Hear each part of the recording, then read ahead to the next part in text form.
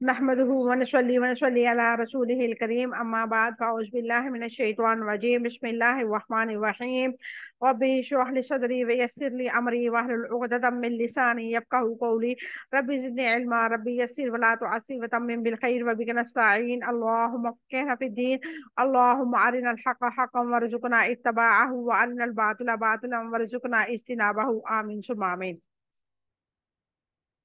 अस्सलामु अलैकुम वरहमतुल्लाहि वबरकातुहू। उम्मीद करती हूँ आप सब खैर वाफियत से होंगे। अल्लाह रब्बुल इज्जत से दुआ है कि अल्लाह ताला आप सबको अपने हिफ्ज़ और मान में रखे, आपकी तरफ बढ़ने वाला हर शर अल्लाह ताला खैर में बदल दे, अल्लाह ताला आपसे राजी हो जाए, अल्लाह ताला आपसे दीन और दुनिया के बेहतरीन काम ले, आमीन सुम्मा आमीन। अल्हम्दुलिल्लाह आज हम आयत मुबारका 191 से आगाज करेंगे। और पिछली आयत मुबारका में अल्लाह रब्बुल इज्जत ने जिहाद के बारे में बताया था कि जिहाद जो है फी सबिलिल्लाह वो किस तरह का होना चाहिए। जिहाद फी सबिलिल्लाह ऐसा होना चाहिए जिसमें खालिसतन अल्लाह की रजा हो, ना कि दुनिया के दिखावे के लिए और ना ही दुनिया के वाह वाह के लिए। तो आगाज करते हैं आज की आयत मुबारका का। औज़ुबिल्लाहिमिनश्शैतानिर्रजीम बिस्मिल्लाहिर्रहमानिर्रहीम वक़्तुलूहुम और तुम कत्ल करो उनको, हैसु जहाँ भी सक़िफ़्तमूहुम तुम पाओ उनको, व अख़रिजूहुम और तुम निकालो उनको, मिन हैसु जहाँ से अख़रजूकुम उन्होंने निकाला तुम्हें, वल फितना तो और फितना अशद्दु ज्यादा सख्त है, मिनल कत्ल कत्ल से, वला तुकातिलूहुम और ना तुम लड़ो उनसे, इन द पास मस्जिद हवाम के, हत्ता यहाँ तक के युकातिलूकुम वो लड़े तुमसे, फी इसमें फ़ैल फिर अगर कातलूकुम वो लड़े तुमसे, फ़क़्तुलूहुम तो तुम कत्ल करो उन्हें, कज़ालिक ऐसे ही, जज़ाउ सज़ा है काफिरीन काफरों की। ये आज की हमारी आयत मुबारक। अब हम इसके रूट वर्ड देखते हैं। वक़्तुलूहुम और तुम कत्ल करो उनको, काफ तालाम इसका रूट वर्ड है। सक़िफ़्तमूहुम पाओ तुम उनको, सा काफ लाम इसका रूट वर्ड है। अख़रिजूहुम और तुम निकालो उनको, खराजीम इसका रूट वर्ड है। अख़रजूकुम उन्हें उन्होंने निकाला तुम्हें, खराजीम इसका रूट वर्ड है। वल फितना तो और फितना है, फाता नून इसका रूट वर्ड है। अशद्दु ज्यादा सख्त है, शीन दाल दाल इसका रूट वर्ड है। तो कातिलूहुम तुम लड़ो उनसे, काफ तालाम इसका रूट वर्ड है। युकातिलूनकुम वो लड़े तुमसे, काफ तालाम इसका रूट वर्ड है। कातलूकुम वो लड़े तुमसे, काफ तालाम इसका रूट वर्ड है। फ़क़्तुलूहुम और तुम कत्ल करो उन्हें, काफ तालाम इसका रूट वर्ड है। देखे ये सारे ही रूट वर्ड एक ही हैं, लेकिन हमने यहाँ पे चार मुख्तलिफ लफ्ज पढ़े। तो कातिलूहुम, युकातिलून, युकातिलूकुम, तुकातिलूकुम, फ़क़्तुलूहुम, ये सारे जो लफ्ज हैं, जो इसका बुनियादी लफ्ज जो है वो एक ही है। काफ तालाम इसका रूट वर्ड जो है वो काफ ताल, ये चारों का रूट वर्ड जो है आपके सामने काफ तालाम है। तो ये रूट वर्ड पढ़ने का ये फायदा होता है कि आपको पता चलेगा कि इसकी बुनियादी लफ्ज इन सारे लफ्जों के एक है। अब हम इसमें से कैसे असल लफ्ज निकालेंगे, ये देखें। ये है काफ, ये काफ आ गया, ये ता आ गया और ये लाम आ गया। ये असल लफ्ज है, ये लफ्ज सब में मौजूद है। ये वाला लफ्ज, ये देखें, इतना इतना लफ्ज ये सब में मौजूद है।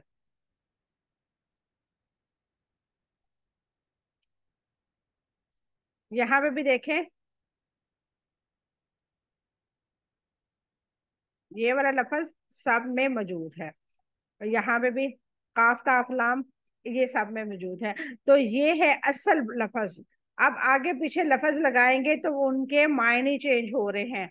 तो कातिलूहुम तुम लड़ो उनसे, युकातिलूहुम वो लड़े तुमसे। यहाँ पे तुम, यहाँ पे वो।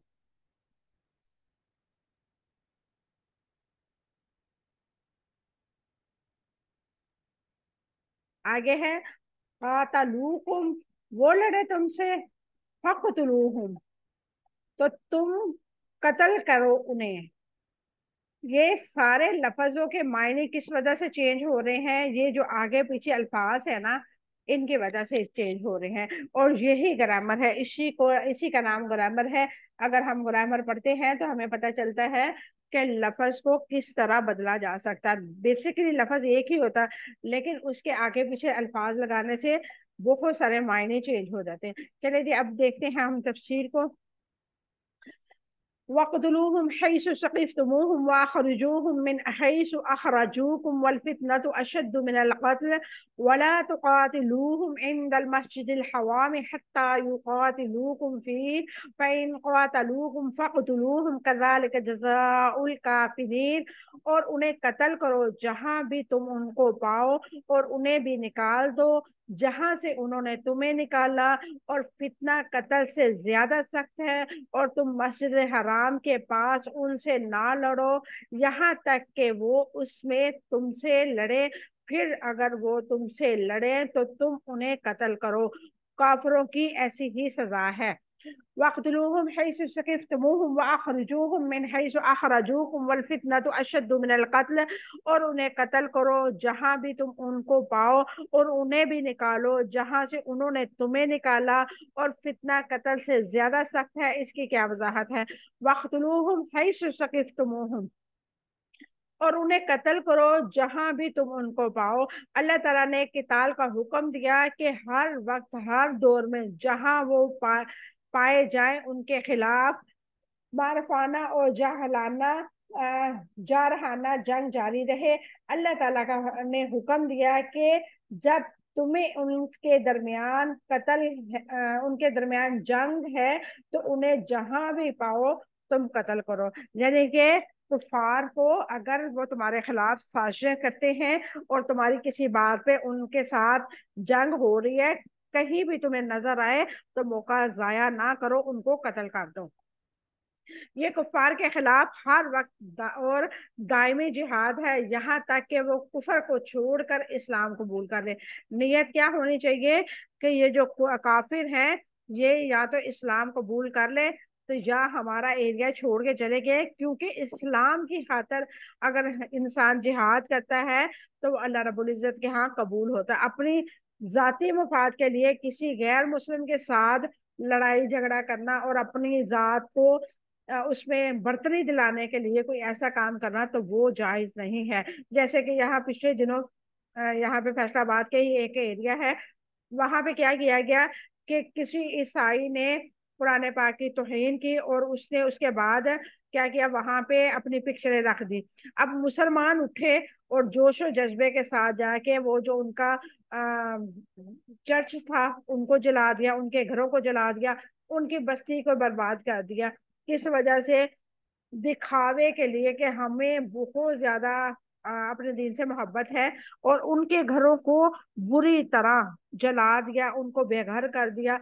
جنہوں نے تو گناہ کیا تھا ان کا تو قصور تھا، جنہوں نے گناہ نہیں کیا ان کے اوپر ہتھیار اٹھانا حرام ہے۔ اور ہمارے مسلمانوں کو علم ہوتا کوئی نہیں ہے، بس عاشقان رسول بن جاتے ہیں، یا کہتے ہیں ہمیں دین سے بڑی محبت ہے اور اٹھ پڑتے ہیں، خود نماز بے شک نہ پڑھیں، خود بے شک روزہ نہ رکھیں، بے شک حرام کھائیں، بے شک برے علتوں میں پڑے ہوں، بے شک زانی ہوں، کچھ بھی ہوں، کہتے ہیں ہم مسلمان ہیں، ہم جیسے بھی ہیں ہم نے تو جنت میں چلے جانا۔ لیکن کوئی اور ہمارے دین کو اگر کچھ کہے گا تو ہم اس کی جو ہے نسلیں برباد کر دیں گے۔ دین یہ نہیں کہتا، دین کہتا ہے کہ اگر وہ دین کو نقصان پہنچا رہا ہے، جو پہنچا رہا ان کو سزا دو۔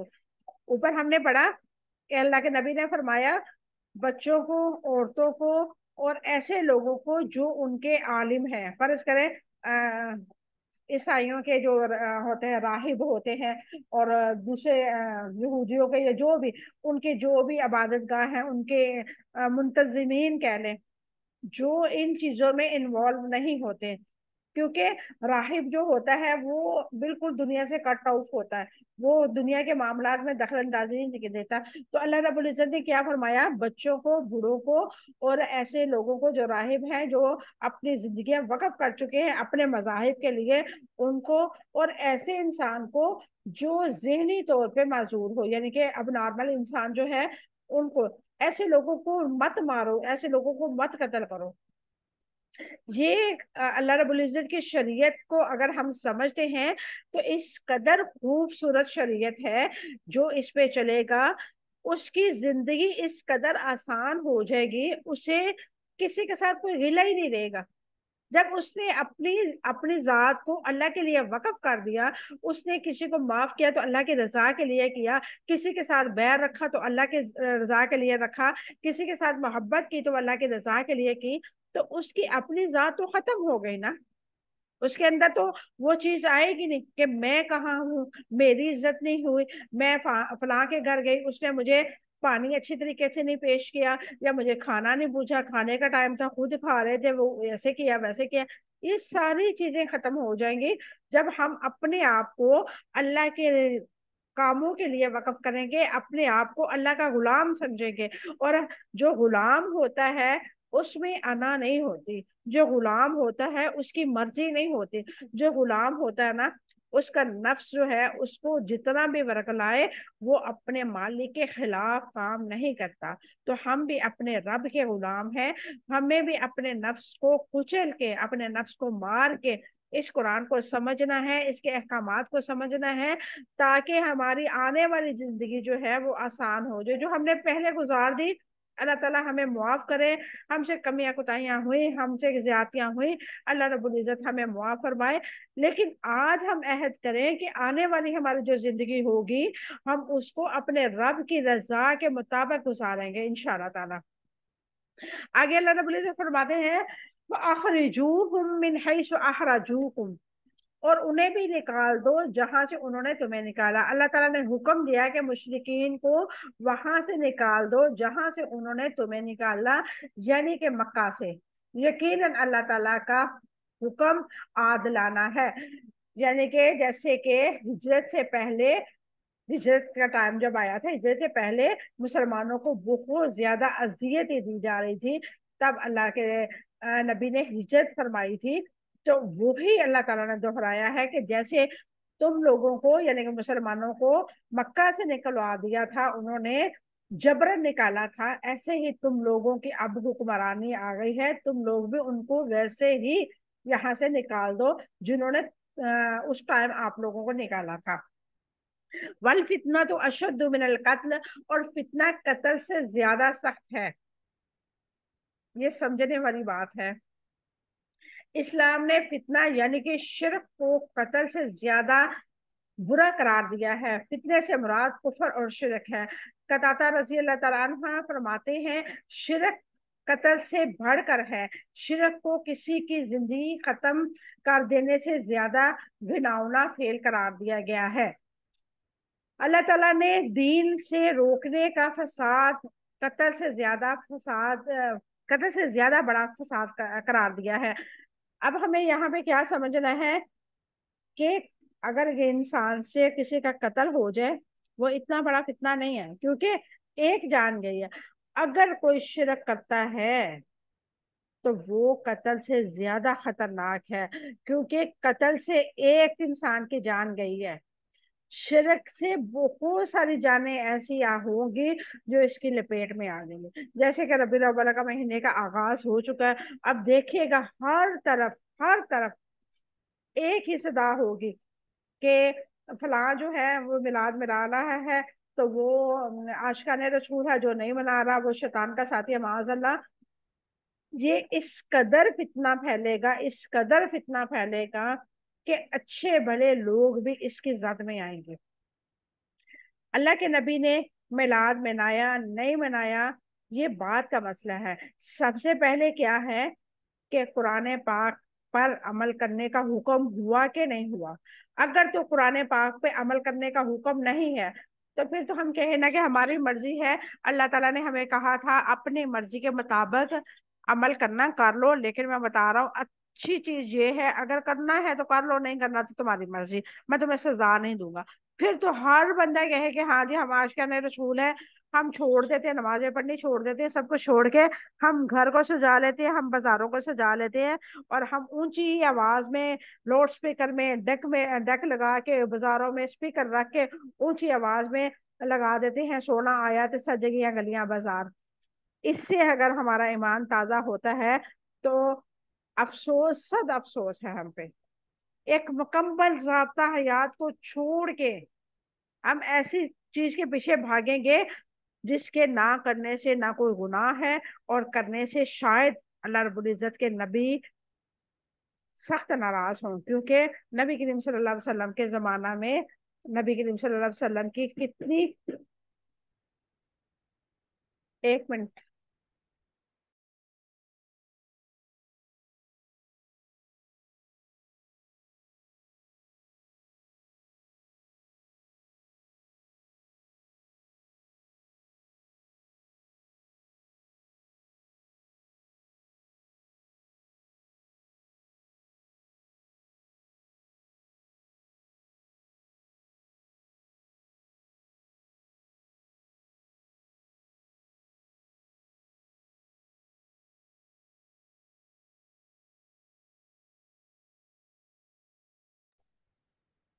نبی کریم صلی اللہ علیہ وسلم کی زندگی کے کتنے ہی سال ایسے تھے جن میں ربیع الاول آیا، لیکن نبی کریم صلی اللہ علیہ وسلم نے کیا فرمایا؟ اس دن روزہ رکھا اور فرمایا کہ پیر کا روزہ اور جمعرات کا روزہ میں رکھتا ہوں، کیونکہ پیر کا دن جو ہے میرے دنیا میں آنے کا دن ہے، اور جمعرات والے دن جو ہے اللہ تعالیٰ کے ہاں حساب کتاب ہوتا ہے، یعنی کہ ہم جو پورا ویک کرتے ہیں، جمعرات والے دن ہمارے فرشتے اللہ تعالیٰ کے پاس ہمارا حساب لے کے جاتے ہیں، تو اس لیے میں دونوں دن کا روزہ رکھتا ہوں۔ سنت تو طریقہ یہ ہے کہ ہمیں ویسے ہی عمل کرنا چاہیے کہ اللہ کے نبی نے روزہ رکھا، ہم بھی روزہ رکھیں۔ خیر، اس پہ ہم انشاءاللہ پھر دوبارہ کبھی بات کریں گے۔ ربیع الاول کا بھی مہینہ ہے اور بڑے زور و شور کے ساتھ اس میں بہت ساری بحثیں مباحثے ہوں گے انشاءاللہ تعالی۔ اللہ تعالیٰ کوئی موقع دے گا تو پھر اس پہ ہم انشاءاللہ بات کریں گے۔ آگے ہے وَلَا تُقَاتِلُوهُمْ عِنْدَ الْمَسْجِدِ الْحَرَامِ حَتَّى يُقَاتِلُوكُمْ فِيهِ فَإِنْ قَاتَلُوكُمْ فَاقْتُلُوهُمْ كَذَلِكَ جَزَاءُ الْكَافِرِينَ، اور تم مسجد حرام کے پاس ان سے نہ لڑو یہاں تک کہ وہ اس میں تم سے لڑے، پھر اگر وہ تم سے لڑے تو تمہیں انہیں قتل کر دو، کافروں کو ایسی ہی سزا ہے۔ اس کی کیا وضاحت ہے؟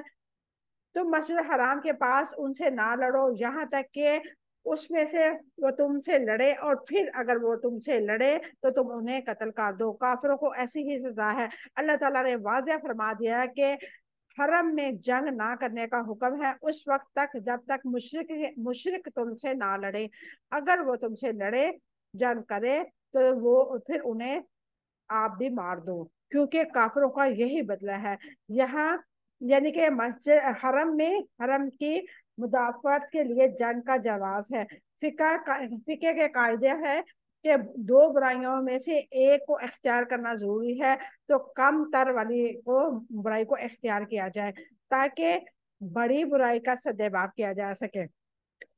یہاں پہ فقہ کا جو مسئلہ بیان کیا گیا ہے کہ اگر آپ کے سامنے کچھ ایسا معاملہ آ گیا ہے کہ آپ کو دو برائیوں میں سے، یعنی کہ دونوں طرف برائی ہے، دونوں طرف بری چیز ہے، لیکن آپ کو مجبوری ہے، آپ نے کوئی رستہ اختیار کرنا ہے، تو آپ کون سا کریں گے؟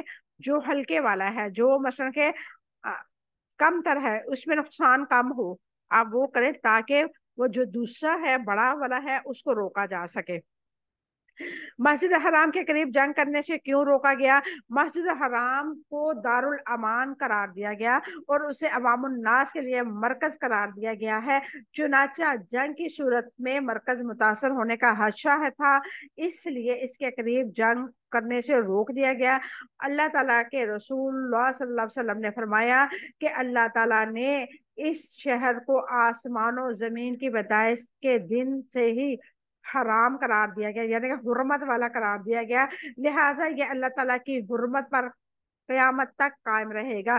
بس میرے لیے، اللہ کے نبی فرماتے ہیں، بس میرے لیے ایک دن تھوڑی ہی دیر کے لیے حلال کیا گیا تھا، پھر اس کی حرمت حسب سابقہ لوٹ آئی، لہٰذا نہ اس کا درخت کاٹا جائے، نہ اس کا گھاس کھیڑے جائے، اور اگر کوئی میرے جہاد کی وجہ سے اس میں جنگ کا جواز کا قائل ہو تو اسے کہہ دو کہ اللہ تعالیٰ نے اپنے رسول کو اجازت دی تھی، تمہیں اجازت نہیں دی۔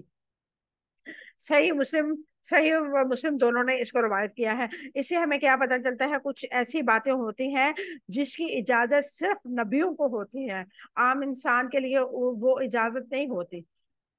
یہاں پہ نبی کریم صلی اللہ علیہ وسلم نے وضاحت فرما دی کہ اگر کوئی جواز بناتا ہے کہ نبی کریم صلی اللہ علیہ وسلم نے وہ عمل کیا تھا، تو ان کو بتا دو کہ اللہ تعالیٰ نے نبی کریم صلی اللہ علیہ وسلم کو تھوڑی دیر کے لیے مہلت دی تھی کہ جو معاملہ ہے اس کو یہیں پہ حل فرما لیں۔ کیا اسلام صرف دفاعی جنگ کی اجازت دیتا ہے؟ دفاعی جنگ صرف مسجد حرام کے آس پاس حرم مکہ کے مخصوص ہے۔ دوسرے مقامات میں جیسے دفاعی جہاد ضروری ہے، اسی طرح ابتدائی جہاد و قتال بھی درست ہے۔ یہ تھی آج کی ہماری آیت مبارکہ، اور اس سے ہمیں کیا پتہ چلتا ہے کہ حرم میں کسی قسم کی بھی جنگ نہیں ہونی چاہیے۔ اور آج بھی اگر آپ لوگ حرم جائیں، اللہ تعالیٰ سے دعا کرتی ہوں ہم سب کو اللہ تعالیٰ اپنے گھر کی بار بار زیارت نصیب فرمائے۔ وہاں پہ آپ دیکھیں گے نا، وہاں پہ ہر طرح کا انسان ہے، ہر طرح کا انسان ہے، کوئی کیسے نماز پڑھ رہا، کوئی کیسے پڑھ رہا۔ وہاں پہ کوئی کسی کو روکتا نہیں ہے، کوئی کسی کو بحث نہیں کرتا۔ ہاں سمجھاتے ضرور ہیں، یہ طریقہ درست ہے، آپ ایسے پڑھ لیں، اگر کوئی نہیں مانتا تو اس کو چھوڑ دیتے ہیں۔ کیا ہے کہ یہ اللہ تعالیٰ کی حرمت والا گھر ہے، جہاں پہ ہر انسان کے لیے حرمت ہے، جو مسلمان ہے اس کے لیے حرمت ہے۔ تو ایسے ہی اگر دنیا میں بھی اسی طرح کا قانون پاس ہو جائے، قانون جاری ہو جائے، ہم قرآن پاک کا قانون دنیا میں لاگو کر لیں، اور اس دنیا میں ہر انسان کو آزادی ہو کہ وہ اپنی زندگی اس طرح گزارے جیسے قرآن و سنت میں ہے، تو سوچے کس قدر آسان زندگی ہو جائے گی۔ اللہ رب العزت سے دعا ہے کہ اللہ تعالیٰ ہمیں علم نافع عطا فرمائے، اور جو ہم پڑھ رہے ہیں اللہ تعالیٰ ہمیں اس پہ عمل کرنے کی توفیق عطا فرمائے۔ اللہ تعالیٰ ہمیں اپنے گھروں کی میں بار بار بلائے، ہم نبی کریم صلی اللہ علیہ وسلم کے روزے مبارک کی زیارت کریں۔ یہ ربیع الاول کا مہینہ ہے، اے اللہ ہمیں تمام ایسے خرافات سے بچا لینا جو سنت سے ثابت نہیں ہے، ہمیں نبی کی محبت میں ان کے اسماء الحسنی پہ عمل کرنے کی توفیق عطا فرمانا۔ اے اللہ اگر ہم سے کوئی کمی کوتاہی ہو جائے تو ہمیں معاف فرما دینا۔ اس قرآن کو پڑھتے ہوئے کوئی زبر زیر کی اگر ہم سے غلطی ہو جائے تو اللہ رب العزت ہمیں معاف فرما دینا، اور اس قرآن کو ہمارے لیے ذریعہ نجات بنا دینا۔ آمین ثم آمین، وآخر دعوانا الحمد للہ رب العالمین۔ سبحان ربک رب العزت عما یصفون وسلام علی المرسلین والحمد للہ رب العالمین۔ السلام علیکم ورحمۃ اللہ وبرکاتہ۔